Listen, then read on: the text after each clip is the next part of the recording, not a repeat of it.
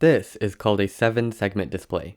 Each of these 7 segments can light up, and you can display any digit from 0 through 9. Here's 7. Now the problem is, 7 looks a lot like 1. The only difference is this top segment. It's activated over here, but not over here. If you're looking from really far away, it's pretty easy to mistake one number for the other. One solution to this problem is, instead of displaying 7 like this, we display it like this instead. The benefit is, it's harder to mix up 7 and 1 even from a distance. Previously, 7 and 1 had a difference of 1 segment, but now the difference is 2 segments.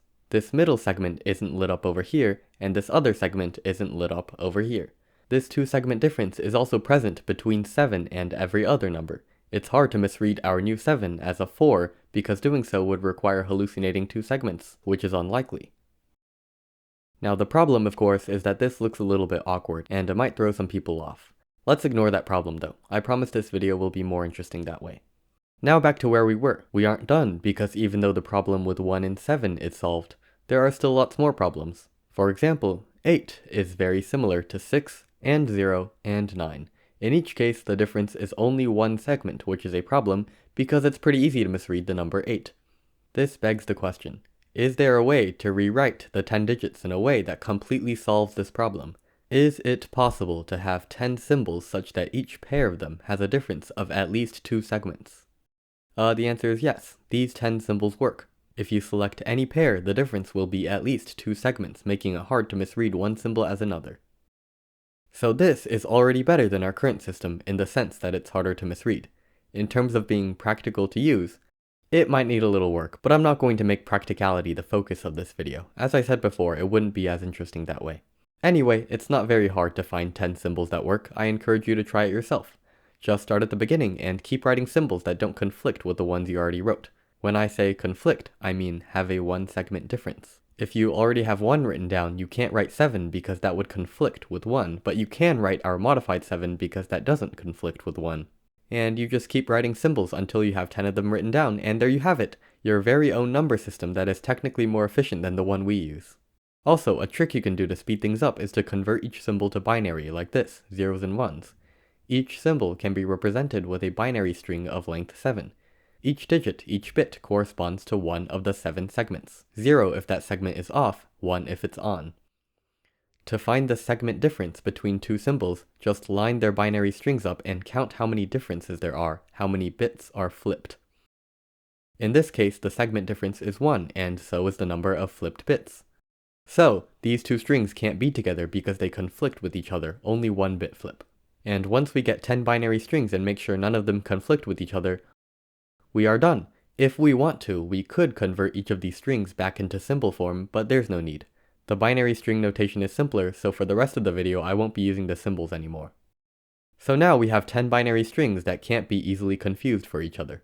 Question, how many more strings can you add in here? If we can get 13 more, we'll have 26, enough for a full alphabet. Now we could just try the same thing. Start at the beginning and keep writing strings that don't conflict with the ones already written, and you just hope and pray that you'll get 26 of them down before you inevitably run out. But you have a better idea, don't you? Because earlier when I encouraged you to try this out yourself, you noticed 2 patterns. First pattern, let's say string A has 3 ones and string B has 5 ones. In other words, string A has weight 3 and string B has weight 5. Notice how each bit flip can only change the weight by 1. Therefore, to go from string A to string B, you need at least 2 bit flips in order to traverse the weight gap. At least 2 bit flips is exactly what we want. Now we know these 2 strings can't conflict with each other. Where I'm going with this is, if you have a bunch of strings with weight W and a bunch of strings with weight W plus 2, you instantly know that there are no conflicts between the 2 groups. So that's pattern 1. Pattern 2. We know that there are no conflicts between the 2 groups, but what about conflicts within each group? It turns out there are none.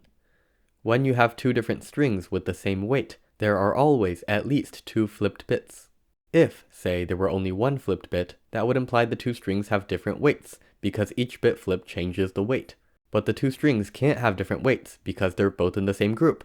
So, within each group there are no conflicts, and between each group there are no conflicts, so no conflicts at all, basically.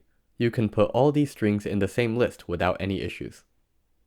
Now, if you had experimented like I encouraged you to do earlier on, you might have found these two patterns yourself, and it's very satisfying when you do that. But I know for a fact 90% of you sat on your ass and didn't experiment one bit. So next time I will show an advertisement. And I hope that it is one of those double 15-second unskippable ones. Maybe then you'll get off your bed and do some math. Anyway, back to the video. We were trying to get as many strings in a list as possible without conflicts. These two patterns can help us with that. Consider 4 groups of binary strings. The first group has every string with weight 1, the second group has every string with weight 3, the third group weight 5, and the last group weight 7. According to Pascal's triangle, there are 7 strings in the first group, 35 in the second group, 21 in the third group, and 1 in the last group. The reason why Pascal's triangle is here is another story, as is the fact that the total number of strings is a power of 2.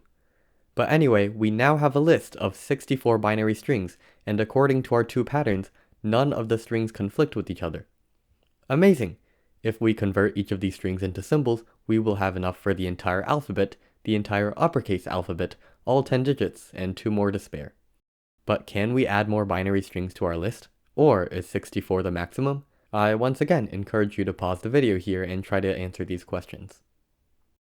Did you get the advertisement? I might have messed it up, I don't know how YouTube works.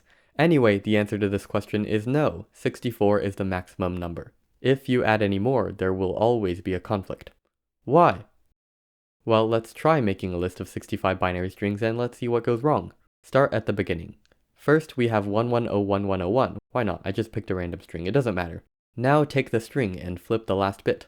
This new string is now banned from the list, because if it were part of the list, it would conflict with 11011101. Alright, now that that's taken care of, let's add a second string to the list. And we do the same thing. We flip the last digit and we have a second, different banned string. And we just keep going.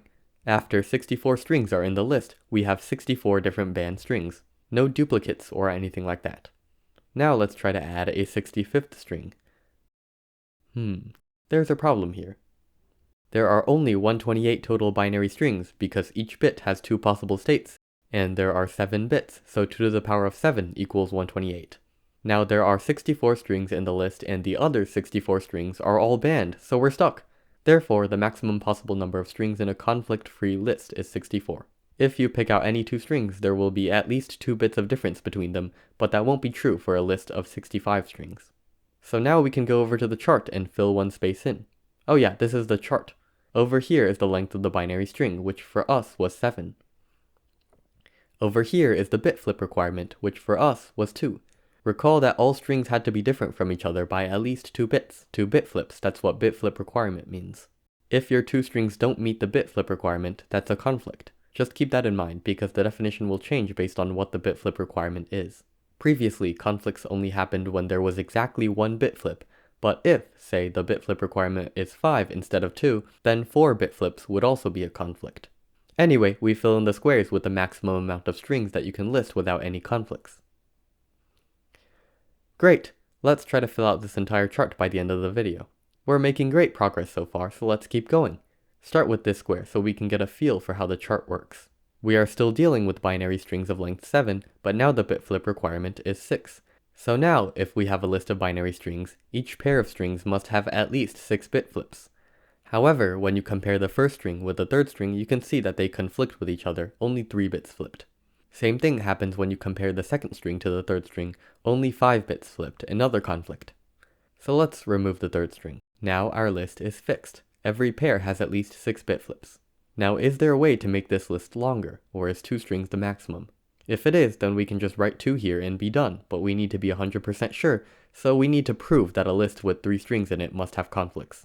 There are lots of ways to do this, but my method was once again to start at the beginning and keep adding strings until I can't anymore. You can start with any string, it doesn't matter because of symmetry, so I'll pick 0000000.